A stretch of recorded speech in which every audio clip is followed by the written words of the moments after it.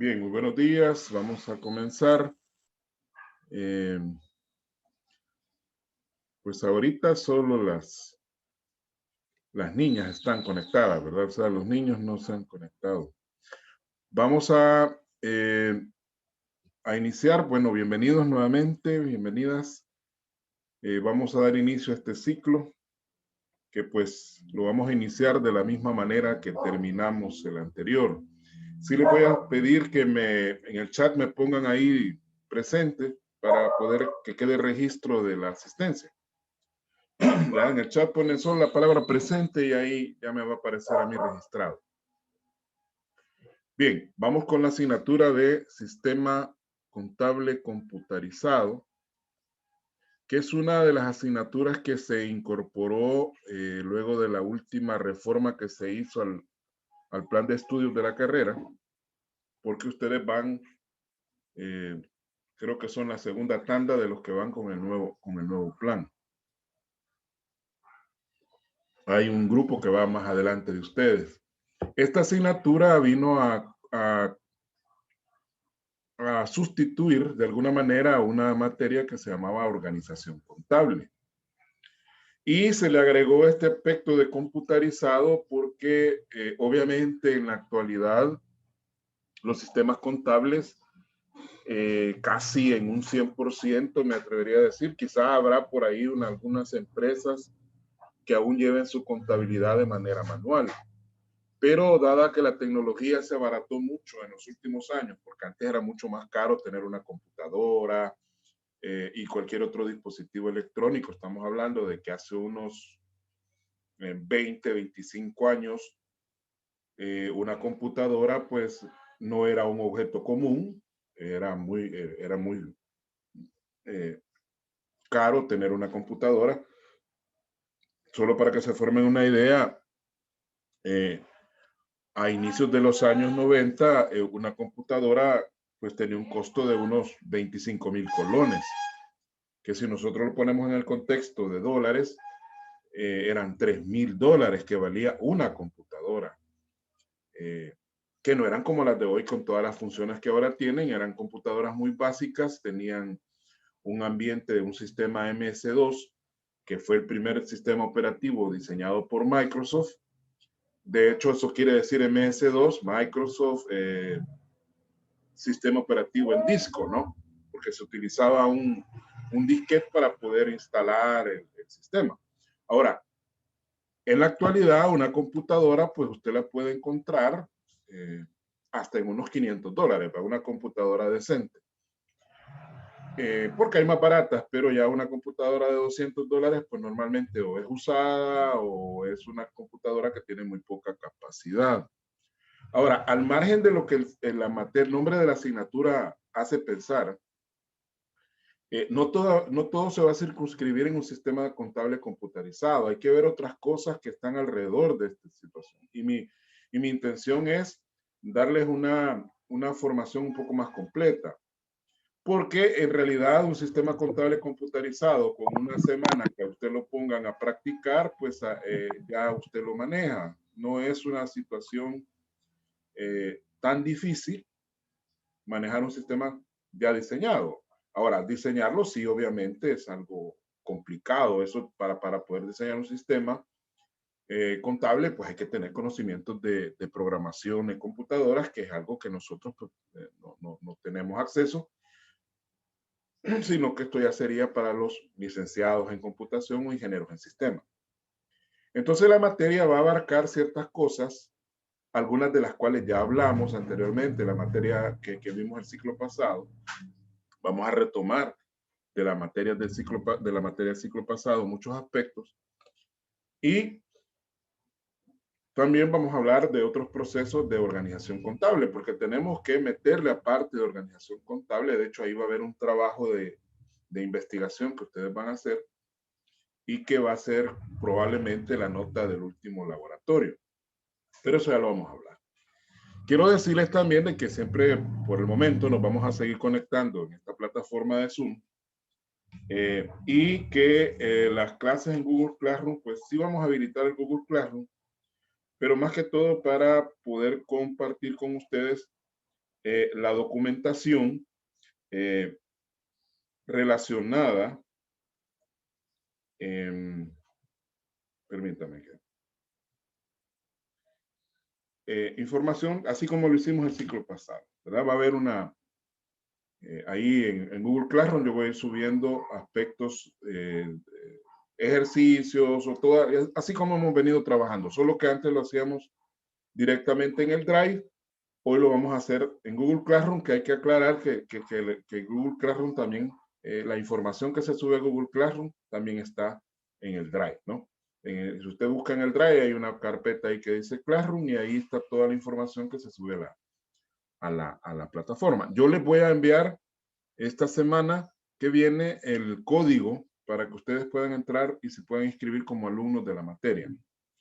No lo he hecho porque, según comentaba el licenciado Erazo, que es nuestro decano de la facultad, ha habido problemas con la plataforma, ¿no? Entonces, por eso es que no he querido todavía, no he alimentado la plataforma, pero sí lo voy a hacer. Ahora, los videos de las clases, que en este caso yo estoy grabando la clase, yo los voy a compartir en mi canal de YouTube. Ya ustedes lo conocen, ya saben cómo entrar y ahí van a poder ustedes visualizar los videos, porque yo entiendo de que a veces, como la compañera Magdalena, que anda ahorita en la universidad, probablemente en algún momento no pueda conectarse completamente a la clase. Otros sé que tienen problemas de conexión, que a veces pues la señal se les va, se salen a cada rato por la misma cuestión de la inestabilidad de la señal. Entonces, para eso vamos a estar grabando siempre los videos. Eso, en la medida que no se me olvide, ¿verdad? Ahorita estamos grabando, no hay problema. Y nuestro sistema de trabajo, pues prácticamente usted ya sabe cómo trabajo yo, ¿verdad? Bien, Nuria no se puede conectar, no hay problema, estamos grabando la clase.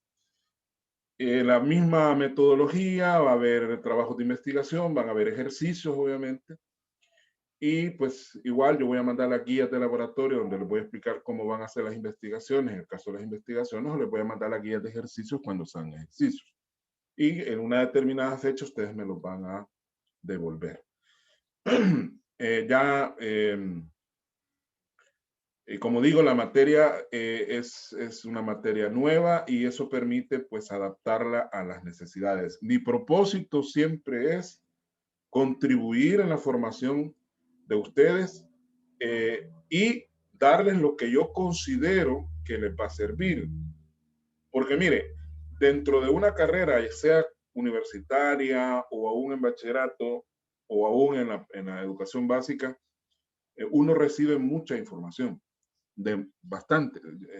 Nuestro sistema educativo es un sistema demasiado saturado de información.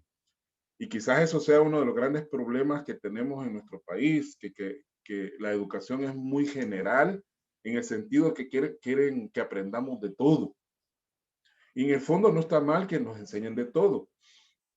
Pero hay otras culturas, como por ejemplo en Japón, donde las carreras son tan concretas, donde le enseñan a usted estrictamente lo que le va a servir.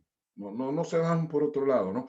En el caso de ustedes, por ejemplo, como licenciados en Contaduría Pública, les dan cultura de paz y derechos humanos, les dan inglés, les dan informática, les dan una serie de herramientas que está bien, ¿no? Pero a veces ese montón de cosas que se les enseña hacen que ustedes desvíen su atención y no se concentren en lo que realmente es su área de trabajo, que en este caso es la contabilidad y la auditoría. Entonces, entonces la carrera es de 5 años, cuando probablemente con 3 años solamente de la especialidad, probablemente ustedes saldrían bien formados. Pero ese es el sistema, ¿no? No es culpa de la universidad, no es culpa aún ni del Ministerio de Educación, sino que es un sistema que se ha venido reproduciendo desde la época de la independencia, donde el enfoque es holístico, es decir, se quiere aprender de todo. Y desde que estamos en primer grado nos dan lenguaje, nos dan ciencias, nos dan sociales, nos dan matemáticas, nos dan educación artística. Entonces, todas esas asignaturas buscan una visión holística o una visión completa de la realidad, que a veces hace que uno pues se pierda, ¿no? En educación básica está bien porque ahí uno no tiene una especialización. Pero ya a nivel de educación media y superior, pues yo creo que habría que hacer una reforma y meterle un poquito más a las asignaturas que le van a servir a usted en su campo de trabajo. Bueno, dicho esto y aclarando que lo que yo busco con esta asignatura no es ceñirme estrictamente al programa que me ha proporcionado la universidad, sino que enriquecerlo un poquito, ¿no? Entonces vamos a ver qué es lo que vamos a desarrollar este ciclo. Tenemos acá la unidad 1, que esta unidad 1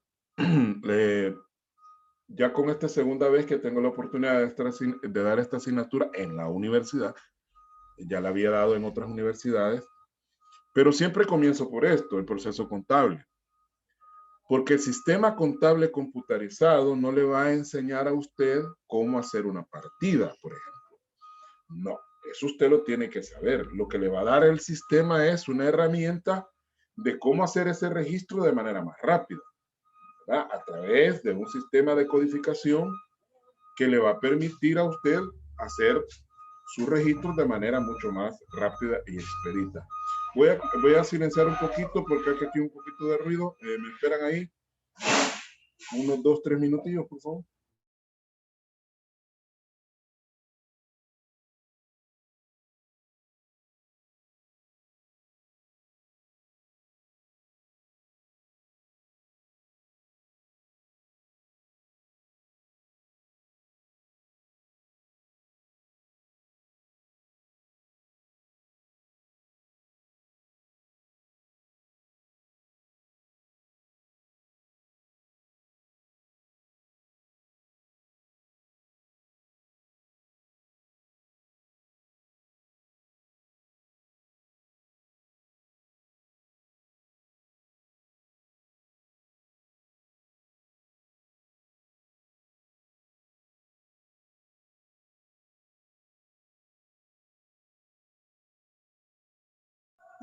Bien, continuamos.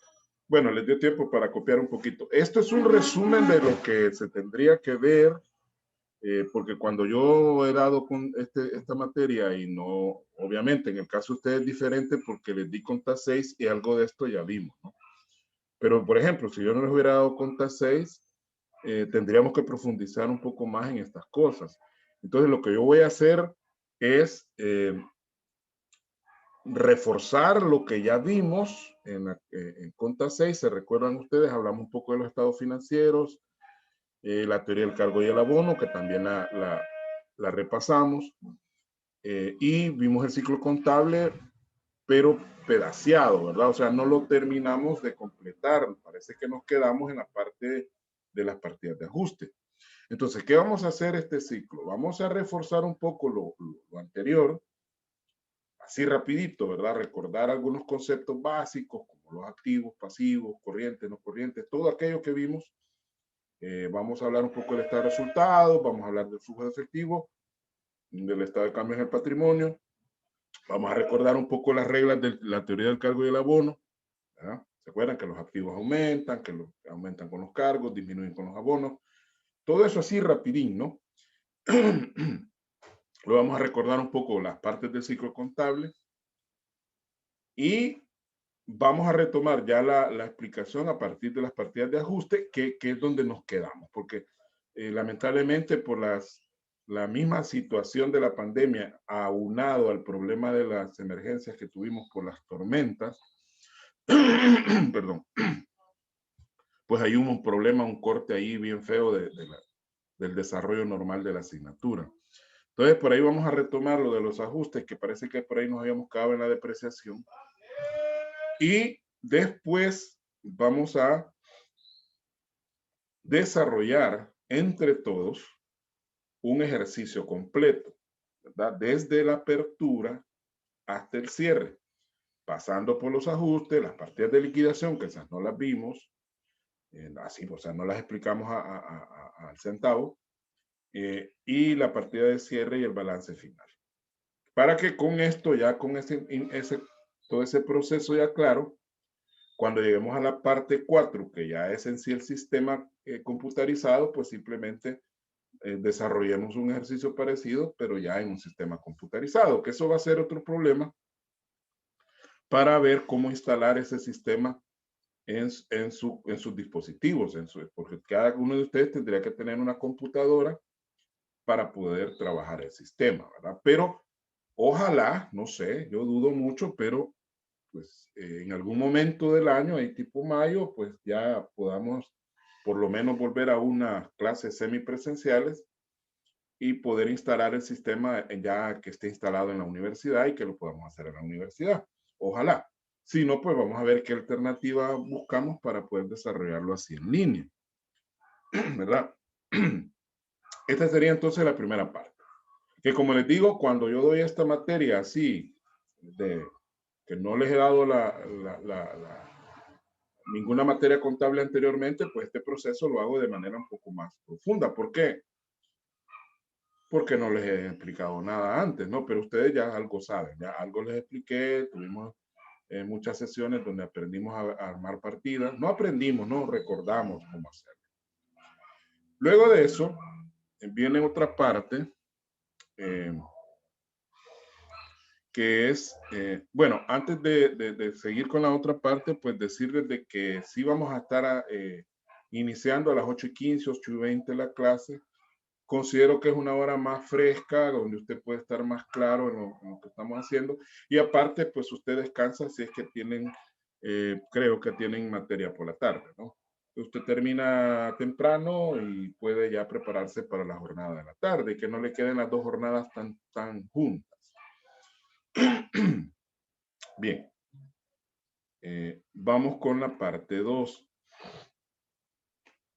De esta parte 2 es la organización contable, que es algo que aunque ya no está establecido como asignatura, pero no podemos nosotros dejar de lado este proceso.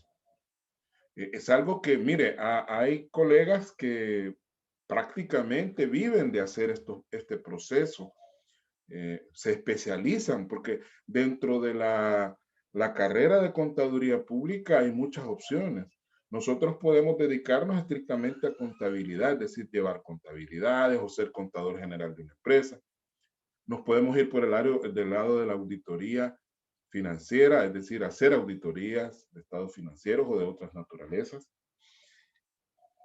Y hay una parte que es la organización contable, que es dentro de la auditoría siempre, porque esto nosotros lo desarrollamos como auditores, ¿no? La organización contable lo realizamos en nuestro rol de auditor, no de contador. Entonces, un empresario que acaba de poner su negocio nos contrata y dice, mire, licenciado, yo quiero que me haga el proceso. ¿Verdad? Quiero legalizarme, quiero estar a cuenta con todas mis obligaciones. Entonces, ahí es donde entramos nosotros como contadores públicos y ofrecemos nuestros servicios. Y debemos aclarar cuáles son esas obligaciones mercantiles y tributarias, que algunas de ellas usted ya las conoce, pero que en esta área, en esta unidad, las vamos a retomar. Vamos a hablar, por ahí pues hay que ir a desempolvar el código de comercio. Por favor, que sea un código de comercio que por lo menos esté actualizado al año 2008, que fue el año donde se dieron una serie de reformas. Ahora, si usted puede conseguir la última versión, que como es digital, ¿verdad? Hay que tener cuidado porque cuando uno descarga, sobre todo leyes en Internet, a veces uno descarga versiones que ya están un poco, no un poco, están totalmente desfasadas, porque con un artículo que cambie, ya la ley ya no está actualizada. Entonces, buscar las versiones actualizadas. Para ello, pues, si usted descarga un documento de una ley, busque al final y ahí le va a aparecer las reformas. Y en el caso del Código de Comercio, pues se hicieron reformas posteriores al 2008, pero las más importantes son el 2008. Por lo menos si hay reformas al 2008, es apropiada la ley. Pero si no aparecen reformas al 2008, pues ese Código de Comercio no está actualizado. También vamos a necesitar la ley reguladora del ejercicio de la contaduría pública, que es otra ley que se creó hace unos 20 años y que vino a suplir una deuda que se tenía legalmente hablando cuando el mismo Código de Comercio establece de que debe haber una ley especial que regule la parte de la auditoría. Eso lo ha dicho el Código de Comercio desde que fue promulgado el Código de Comercio en 1970. Desde entonces, dice ahí de que deberá haber una ley especial que regule la auditoría y no existía hasta el año 2000, o sea, 30 años después se logró crear esa ley especial. Esa ley también necesito que la tengan actualizada al año 2017, porque antes del 2017, pues la ley era diferente y en ese año se le hicieron una serie de reformas. Sin embargo, jóvenes, para evitar disparidades o complicaciones que usted tenga para conseguir estos documentos, yo se los voy a cargar al Classroom para que usted los tenga, la versión que yo voy a utilizar, ¿verdad? Voy a tratar de mandarle las versiones que están más actualizadas para que todos manejemos el mismo documento. Y las obligaciones tributarias que obviamente están en el Código Tributario, que data del año 2001, pero que también ha venido recibiendo una serie de reformas. En el 2004 y 2005 se le hicieron reformas importantes, en el 2011 también se hicieron otras reformas, ¿verdad? Entonces, vamos a hablar de todas esas obligaciones en esas leyes y algunas otras leyes que tengan relación para que tengamos claro cuáles son las obligaciones que como comerciantes, ya sea individuales o sociales, que es el caso de las sociedades, tenemos, ¿no? Entonces vamos a hablar un poco de las sociedades, cuáles tipos de sociedades existen, porque todo eso determina la forma en que esta empresa va a llevar su contabilidad. Dependerá del tipo de comerciante, dependerá del tamaño de los activos de la empresa como para poder cumplir ciertas obligaciones y otras no. Entonces usted tiene que estar claro y no vaya a cometer errores de asesorar a un cliente y decirle, fíjese que aquí vamos a hacer tal cosa y probablemente legalmente no tenga que hacerla o tenga que hacer algo diferente. Entonces, porque normalmente las leyes clasifican las obligaciones dependiendo del tipo de comerciante. En este caso puede ser individual cuando es un solo dueño o social cuando es una sociedad. Y también dentro de los comerciantes individuales los divide dependiendo de la cantidad de activos que tengan, ¿verdad? No es lo mismo tener $12,000 de activo que tener $34,000 de activo, que son uno de los límites que establece el Código de Comercio para establecer obligaciones. Lo mismo en las sociedades. A nivel tributario, pues no todas las sociedades van a tener la obligación, por ejemplo, de nombrar auditor fiscal. El auditor fiscal es a partir de cierta cantidad de activos y a partir de cierta cantidad de ventas anuales que va a tener la obligación la empresa de tener auditor fiscal. Lo mismo ocurre con la emisión de facturas o emisión de factura simplificada, por ejemplo, que eso no cualquier comerciante tiene derecho a hacerlo. Un gran contribuyente no puede emitir facturas simplificadas, ¿no? Entonces son cuestiones que tenemos que aclararlas. Lo mismo ahí vamos a hablar un poco de la documentación que se debe manejar para el manejo del IVA. Los documentos a emitir, los libros, o sea, vamos a profundizar en toda esa parte porque es importante que usted la maneje. Al margen de que probablemente usted en derecho tributario, si es que ya llevó la asignatura, no sé si la llevan, ya vio esto, ¿no? De la parte del IVA. Pero igual ¿cómo se llama? Lo vamos a ver, ¿verdad? Porque a mí no me gusta tampoco partir de premisas falsas y esto ya lo deben saber. No. Vamos a siempre hablar de cosas que aunque ya las hayamos oído, pues mejor porque nos va a servir como refuerzo. Y si nunca las habíamos oído, pues qué bien las vamos a conocer. Luego vamos al proceso de legalización. Ahí es donde los voy a dejar un poco a ustedes que investiguen, obviamente bajo una guía que yo les voy a dar, porque dependiendo del tipo de comerciante, o si es individual, o si es sociedad, o del tamaño de la empresa, así serán algunos trámites que usted va a tener que desarrollar. Obviamente, de acuerdo a la condición que estamos, porque la pandemia sigue, por más que la gente crea que todo está normal y que el domingo, por ejemplo, va a haber, les aseguro que va a haber una gran cantidad de contagios en el estadio Cucatlán. No estamos para estar celebrando finales ahorita, por más. Y el problema es que son los dos equipos eh, dos de los tres equipos que tienen más seguidores en El Salvador, ¿verdad?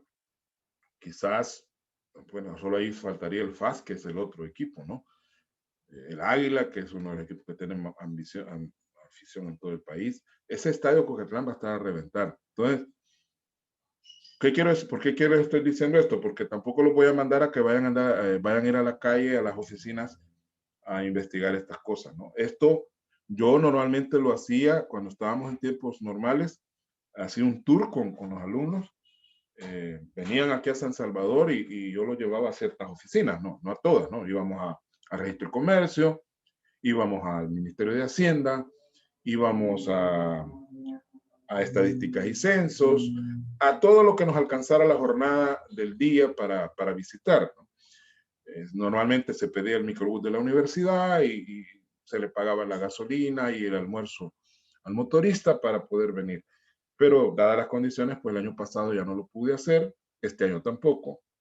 Y alguien me decía, bueno, pues sí, pero los trámites se pueden hacer en línea. Sí, de hecho así los van a investigar ustedes en línea. Pero era bien importante ese tour porque conocer de primera mano las oficinas, saber cómo, eso le da otra visión a uno de cómo son las cosas, ¿verdad? Por más que en línea esté todo, ¿no? Está el formulario, pero no es lo mismo que ir a las oficinas de manera presencial y darse cuenta cómo funciona. Este año, debido a la situación, no podemos hacerlo. Entonces lo vamos a hacer en línea, ¿no? Hay una serie de trámites que hay que hacer. Por ejemplo, solo voy a poner ejemplos porque yo les voy a mandar un documento donde va a ir todo bien explicado. Primero el registro único de contribuyentes. Bueno, primero el registro de comercio. Ahí hay que hacer la inscripción de la escritura de constitución de la sociedad, que de hecho en la parte 1 de esta unidad vamos a hablar de la escritura. Ahí también se hace la inscripción de la matrícula de comercio, que es otro requisito que debe llenar una sociedad para poder funcionar. Bueno, en general cualquier comerciante. Hay que ir al Ministerio de Hacienda para hacer el registro único de contribuyentes. Antes, las sociedades se inscribían, o sea, el NIT era un trámite aparte y el registro único de contribuyente, perdón, el número de registro de contribuyente, que es el NRC del IVA, se hacía aparte. Hoy se hace todo en un solo trámite. En un solo trámite usted obtiene NIT y obtiene NRC. Luego hay que ir al Ministerio de Trabajo porque va a ser un centro de trabajo, hay que inscribirlo en el Ministerio de Trabajo, hay que inscribirlo en el Seguro Social, hay que inscribir en una administradora de fondo de pensión. Que eso es relativo porque depende de dónde estén los trabajadores inscritos, así va a depender de con qué AFP va a tratar la empresa. También tenemos que ir a de estadísticas y censos, que es otro requisito. Hay que hacer trámites especiales cuando se trata por eso ustedes van a pensar en un tipo de empresa, como solo son dos grupos, ¿verdad? Cada grupo va a escoger un tipo de empresa. Puede ser una fábrica, puede ser una empresa agrícola. Y dependiendo de eso hay trámites especiales. Por ejemplo, si usted quiere poner una farmacia, hay que ir a la Dirección General de Salud a obtener una autorización para tener la farmacia. Tiene que nombrarse un regente de la farmacia, que el regente no es más que un licenciado en química y farmacia, especialista en eso, que es el que va a dar fe de que se está haciendo bien las cosas en la farmacia, porque no pueden estar vendiendo veneno a la gente, ¿no? Entonces, todos esos trámites son como 10 trámites, incluyendo el último que ya está mencionado aparte acá, que es el diseño y legalización del sistema contable, porque el sistema contable hay que legalizarlo. No podemos crear un sistema contable computarizado si no lo hemos legalizado primero. Entonces tenemos que legalizar el catálogo, tenemos que legalizar el manual de aplicaciones, las políticas contables tenemos que diseñarlas. Entonces todo eso también lo vamos a hacer en esta parte. Y también incluye dentro del sistema, aunque no está dentro del sistema, pero sí es parte relacionada, la legalización de los libros y registros. Hay que legalizar el libro diario, el libro mayor, el libro de estados financieros. Los libros del IVA también tienen que estar legalizados. Hay que aclarar que el término libro, y eso lo aclaraba yo en la materia del ciclo pasado, es un concepto relativamente simbólico. No es que sean libros así físicamente, ¿no? Ya los libros de contabilidad ya no son libros así físicamente, sino que son generalmente hojas sueltas, ¿no? Hojas sueltas que se sellan y ahí vamos a ver cómo hace el contador público para hacer esta legalización. Porque antes de la creación de la ley reguladora de la contaduría pública, esto se hacía a través del registro de comercio, ¿verdad? El registro de comercio era el que se encargaba de legalizar los libros, ¿verdad? Hoy lo hace el contador público. Y vamos a tocar un poquito ahí del control interno porque también me interesa que entendamos qué es el control interno, cuál es el control interno contable, cuál es el control interno administrativo.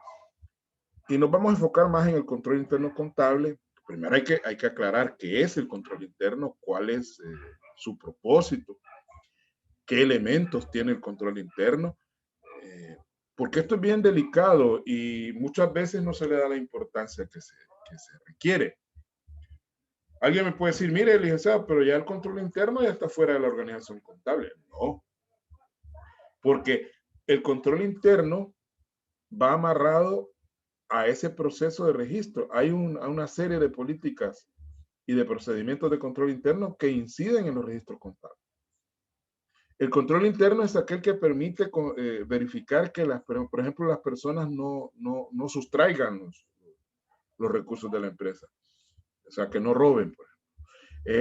Minimiza también o garantiza que la información contable sea veraz, porque si no hay un buen sistema de control interno, podemos estar registrando cosas que no son. Y puede haber fraude o puede haber error, que es algo que en auditoría se mide, ¿no? De hecho, en auditoría hay una parte, hay un procedimiento que es el estudio de evaluación de control interno, que de hecho se considera que hay 3 procedimientos de control interno que deben hacerse siempre y que si no se hacen, no se puede decir que se ha hecho una auditoría de estado financiero. Y esos 3 procedimientos son, perdón, estudio de evaluación del control interno,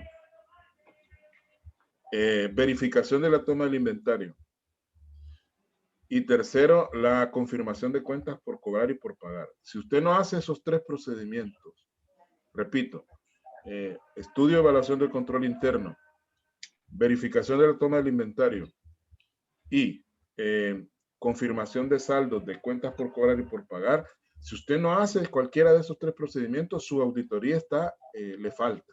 No se puede dar una opinión al final. A lo sumo, si usted no puede hacer algo, diga. Se verá conectado. Yo estoy en la clase. Quizá que lo voy a hacer. Sí, porque mire. Bien.